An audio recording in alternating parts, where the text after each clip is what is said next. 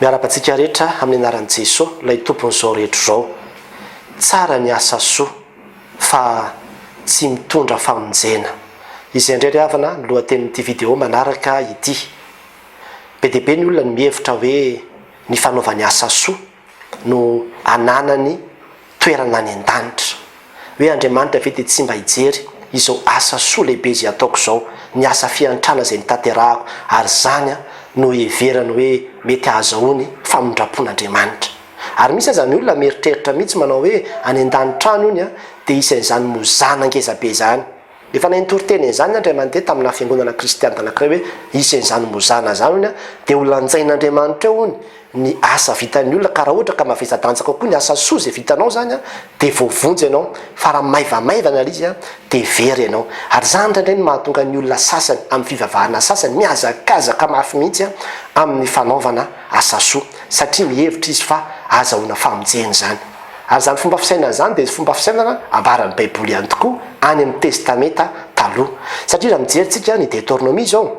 toko 10:10 manomboka amin'ny 7 ka hatramin'ny 11 dia miresaka fanaovana asa soa io, famporosiana, natao didy mihitsy ny fanaovana asa soa, ary nampianarina ny olona mihitsy hoe tandremo tsara ny toe-ponao rehefa manao ilay asa soa ianao. Fa ambarany eo amin'ny 10 manao hoe omeo tokoa izy, ary eo ka tsy alahelo ny fonao raha manome azy, satria izany zavatra zany no hitahiny Jehovahandriamanitra ao anao amin'ny asanao rehetra sy amin'izay rehetra ataony tananao. Raha izay zany nyvakiana dia tahaka ny hoe ny fanaovanao asa soa zany no ahazahoanao ny fitahian'Andriamanitra.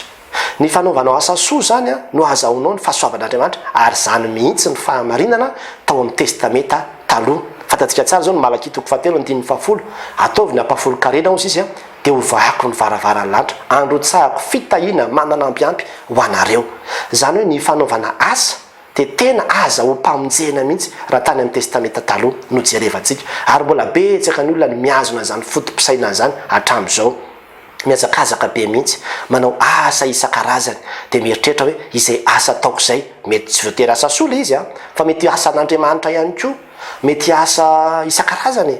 Dia mieritreritra hoe raha vao izaho zao tonga mpiandry, na tonga pastera, na tonga zao, na tonga zao, dia tena hoe efa manana anjara any an-danitra. Tena miteny aminao ary fa diso hevitra ianao raha izany no heverinao fa ahazahoanao famonjena. Tsy ny fanaovana asa soa fa rehefa tonga ny testamenta vaovao dia ambaran'ny Efesianina toko 2:9 manao hoe fa fahasoavana no namonjenanareo amin'ny finoana. Izany hoe fahasoavana avy amin'Andriamanitra no amonjenantsika amin'ny alalan'ny finoana. Dia ozy izy hoe tsy avy aminareo zany fa fanomezana avy amin'Andriamanitra, tsy avy amin'ny asa fandrao isy rehare. Zany hoe ny famonjenantsika sy izay rehetra omen'Andriamanitra antsika dia vokatry ny fahasoavan'Andriamanitra, izay le grasy, le fahatsaran'Andriamanitra fotsiny. Dia omen'Andriamanitra antsika ny zavatra rehetrarehetra, ary jerevy tsara nefa ny zanany nomenantsika ny zanany, na dia mbola mpanota isika dia efa maty hamonjy antsika Kristy. Tsy mbola nisy ezaka vitanao zany dia efa nomen'Andriamanitra anao sady ny zanany, efa natolotr'Andriamanitra teo sady ny famelan-keloka vonona ho anao, ary raisinao amin'ny finoana io famelan-keloka io fa tsy raisinao amin'ny fanaovana asa soa zany. Tsy hoe satria nanao asa soa be na nandrotsaka vola be tato am-piangonana na nampy ny mahantra sy ny kamboty sy ny sahirana dia izany no ahazahoako sitraka eo anatrehan'Andriamanitra. Tena tsy izany mihitsy ry havana nahazahoantsika sitraka eo anatrehan'Andriamanitra. Tsy izany mihitsy no ahatonga antsika hoe olo-marina na olo-masina na olona tsara eo anatrehan'Andriamanitra. Tsy izany no andovanao ny lanitra, tsy izany no hidiranao amin'ny vavahadin'ny fiainana mandrakizay, fa ny finoanan'i Jesosy Kristy rery ihany izay raisinao amin'ny fahasoavan'Andriamanitra. Inona moa ny dikan'izany? Ny dikan'izany dia ny hoe izaho zao rehefa mino an Jesosy Kristy hoe maty teo ambony hazo fijaliana ho ahy izy, ny keko zany, ny raisiko an'ny tenako zany, ny fanatitra izay nataony teo ambony hazo fijaliana, dia amin'izay fotoana izay vonjen'Andriamanitra, efa no hamarin'Andriamanitra, lasa tonga masina satria Jesosy Kristy no mitoetra tao anatiko, dia efa lasa olona ankasitrahan'Andriamanitra. Tsisy hidiran'ny asa izay nataoko mihitsy zany, fa efa tonga olona ankasitrahan'Andriamanitra noho ny amin'ny finoko an Jesosy Kristy. Fa mety misy olona anao asa soa be takininona fa tsy manana an Jesosy Kristy dia tonga olona tsy ankasitrahan'Andriamanitra foana ihany izy, tonga olona tsy araka ny tadiavin'Andriamanitra foana ihany izy, satria mandany zanak'Andriamanitra. Ka inona moa no zava-dehibe amin'Andriamanitra? Ny fandavanao ny zanany ve sa ny fanaovanao ny asa soa? Mazava ho azy fa ny zanany no zava-dehibe aminy, fa tsy ny asa izay ataonao. Ka mila mitandrina tsika fa sao dia diso hevitra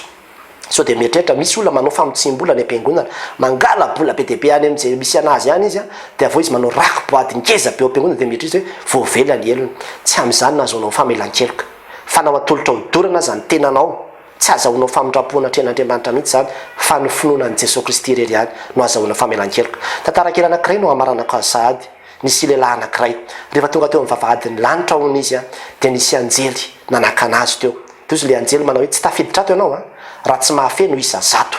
teneny daholo zay rehetrarehetra ahafahanao milaza azahoanao a io isa 100 io de nieritreritra hono izy de nilaza manao hoe za tompoko tamin'ny fahavelomako a nivavaka foana isaky ny alahady tsy tapaka mihitsy ary za de tena nafivori ny sampana nafivori mpiangonana de tsy tapaka mihitsy a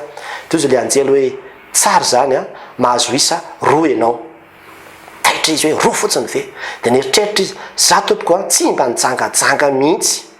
ary tsy namitaka ny vadiko mihitsy tamin'ny fahavelomako izy a fa tena nanaja ny tokantranoko ary lanao zay fomba rehetra ahafahako a mamelona ny ankonako de nieritreritra izy zany mba nahazo isa be de izy le anjely hoe miampy isa 3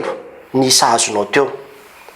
de taitra izy ha 3 fotsiny feo izy zany zavatra nefa efa nieritreritra izy reny mba tena azahoany isa be deabe nitenindra izy za tompoko a efa notokanana an'izao mpandrefana sany tompo tamin'izao fotoana zao ary nahavita asa ohatra zao nitory filazany tsara nahavita ohatra zao a nanao an'izao sotrosotro zao a de izy lanjely hoe miampy isa 9 ny isanao tsy tafakatra mihitsy zany le izy tsy hitantsony zay ho tenenina de farany a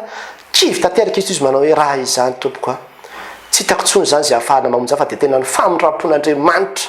sy ny fahasoavan'Andriamanitra zany sisa mety ahavoavonjy anasa tafiditra ao fa tsy ho tafiditra ao ny tsara izy zany de izy lanjely hoe mahazo isa 100 avy hatrany ianao zay mihitsy ny tadiavina aminao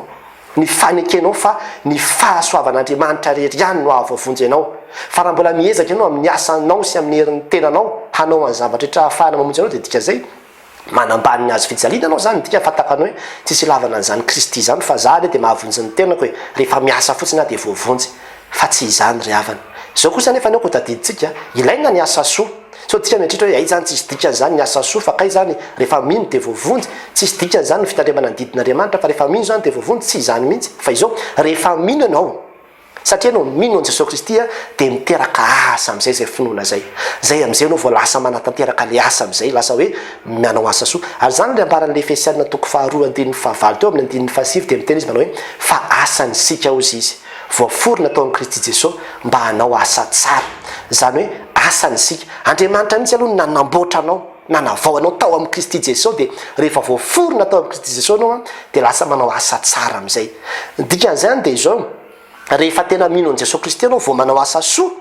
de izay no ilaina fa raha ohatra ka manao asa soa anao nefa tsy misy an Jesosy Kristy a de tsy misy dikan'izany ry havana ary zany mahatonga ana miteny manao hoe ilaina ny asa soa fa tsy mahavoavonjy io tsy io ny passeport idiranao any an-danitra fa ny passeportsika de zao hoe ny fananana an Jesosy Kristy sy ny finoana ny asa nataony teo ambony azo fijaliana irery ihany koa de mampahery atsika ry havana ary oka atsika andinika ny am'izany hoe fahasoavana fotsiny tsotrao na amin'Andriamanitra ary ny dikan'izany de zao hoe raha tany amin'ny testamenta taloha averika ihany hoe miasa aloha vao voavonjy miasa vao manao fitahina mahazo fitahina manao mpafolo-karena vao mahazo an'nytiritra rehetrarehetra ty fa ty amin'ny testamenta vaovao a tonga de nomena anao tao amin'ny Jesosy Kristy daholo ny zavatra rehetrarehetra nomena anao tao amin'ny Jesosy Kristy daholo na ny fitahina Jesosy mihitsy ane le fitahina ngeza be indrindra zay nomena anao e de efa noraisinao le fitahin'Andriamanitra efa noraisina daholo ny fahasoavan'Andriamanitra rehetra de aterak'izay vokatr' izay a de miasa am'izay anao manao zavatra samy hafa am'izay anao zay conséquence izy a fa tsy condition am'izay fotoana zay mahery zary havana ho an'Andriamanitra ny voninahitra amen